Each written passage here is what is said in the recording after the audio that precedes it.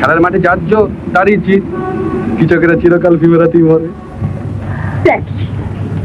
You গুন্ডা, কেন তুমি জনিকে মেরেছো? Why? Why? বর্ষায় ভিজে কাদার উপর অমন করে পা ঠুকবেন না ম্যাম সাহেব। দেখুন তো আপনার এই অমন সুন্দর স্কার্টটা কাদার ছিটে একবারে ভরে গেল। You brute, you will be punished. God will punish you. ভগবান তোমাকে শাস্তি দেবেন। Hello miss,